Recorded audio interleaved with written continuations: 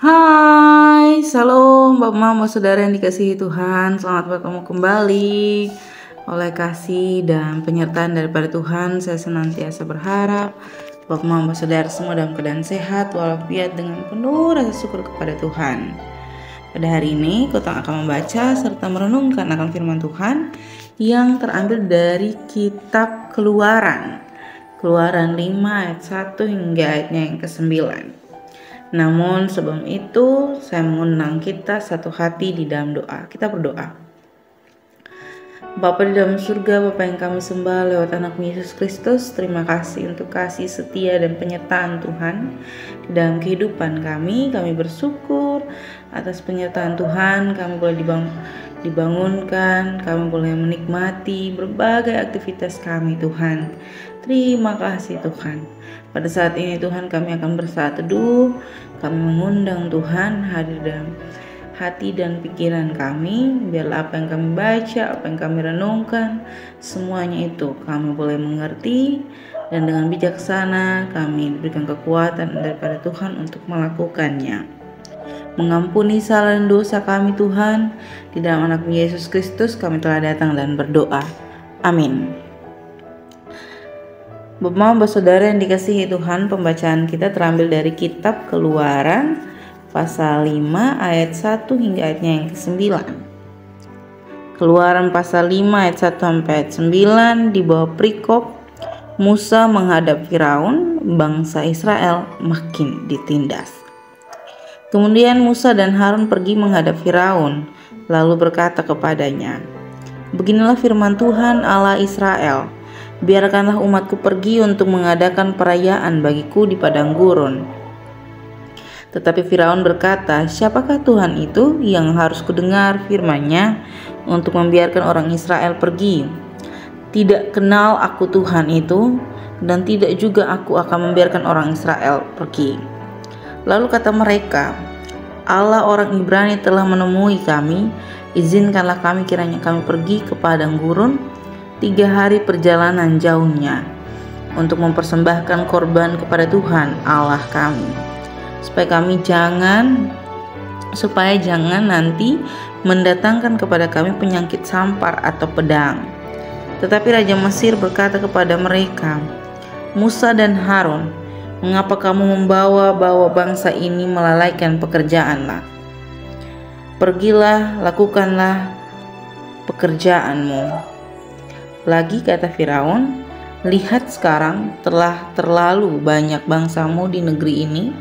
Masakan kamu hendak menggantikan mereka dari kerja paksanya?" Pada hari itu juga Firaun memerintahkan kepada pengerah-pengerah bangsa itu dan kepada mandur-mandur mereka sendiri, "Tidak boleh lagi kamu memberikan jerami kepada bangsa itu untuk membuat batu bata, seperti sampai sekarang. Biarlah mereka sendiri yang pergi mengumpulkan jerami. Tetapi jumlah batu bata yang harus dibuat mereka sampai sekarang, bebankanlah itu juga kepada mereka dan jangan menguranginya, karena mereka pemalas. Itulah sebabnya mereka berteriak-teriak, 'Izinkanlah kami pergi mempersembahkan korban kepada Allah kami.' Pekerjaan orang-orang ini harus diperberat sehingga mereka terikat kepada pekerjaannya dan jangan memperdulikan perkataan dusta." Demikian jauh akan firman Tuhan. Yang dikatakan berbahagia adalah setiap kita yang tidak hanya membaca, mendengar, tetapi benar-benar mau melakukan di dalam kehidupan kita hari lepas hari. Shalom Bapak saudara yang dikasihi Tuhan, selamat bertemu kembali. Selamat bersuka cita oleh kasih dan penyertaan Tuhan. Bapak Mama semua masih diizinkan Tuhan untuk mendengarkan renungan dari suara Marturia. Bapak Mama saudara yang dikasihi Tuhan, hari ini kita membahas dari kitab Keluaran tentang apa yang dialami oleh bangsa Israel. Bapak saudara yang dikasihi Tuhan, kita semua tahu dan perlu saya memberitahukan ini bahwa bangsa Israel pada masa itu sedang dijajah oleh Firaun. Mereka melakukan pekerjaan yang sangat-sangat luar biasa susahnya sangat-sangat luar biasa, hebatnya seperti kerja paksa pada masa-masa dulu ya, waktu masa-masa penjajahan dulu. Pekerjaan ini dilakukan mereka untuk memenuhi kebutuhan kehidupan mereka. Jadi dong bukan hanya bekerja untuk Mesir atau Firaun, tetapi bekerja untuk memenuhi dong punya kehidupan, supaya dong bisa hidup, bisa makan, bisa minum. Walaupun pekerjaan ini dilakukan dengan sangat keras ya, sangat digambarkan dengan sangat-sangat, kalau nonton di film Bab Mama digambarkan dengan sangat-sangat mengerikan ya.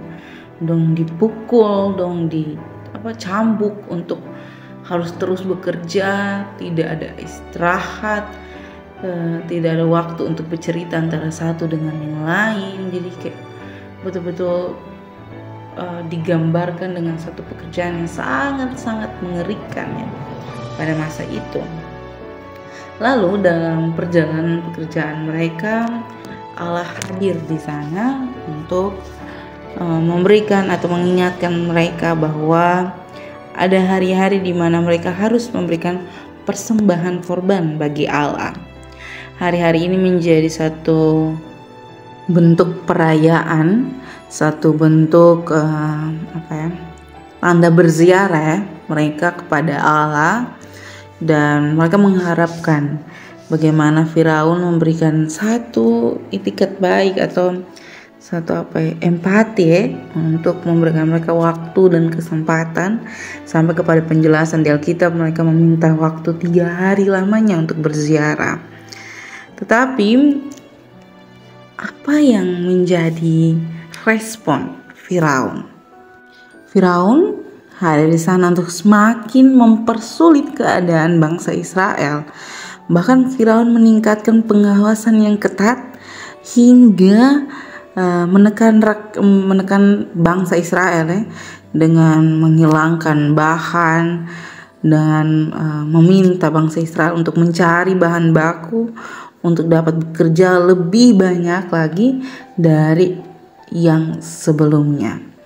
Kutong katakan ini sangat kejam ya. Kutong benar-benar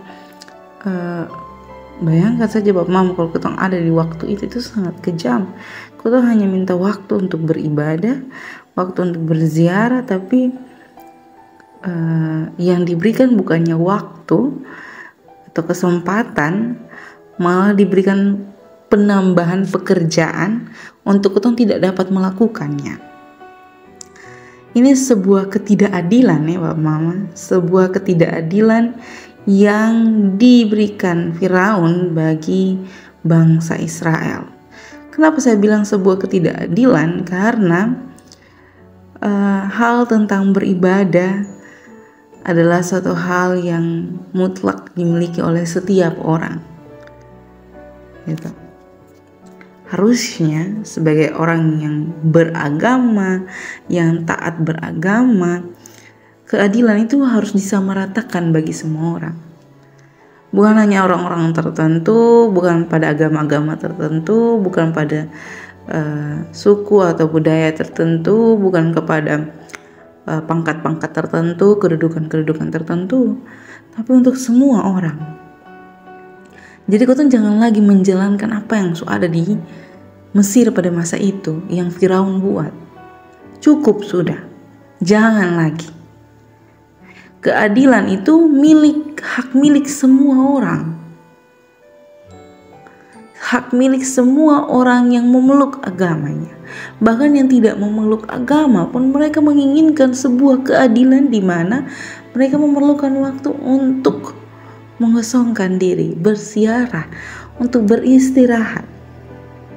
Hal itu guna untuk mengevaluasi segala sesuatu yang ada, yang telah dilakukan sebelumnya. Jadi Bapak Mama Saudara yang dikasihi Tuhan, sangat miris ya.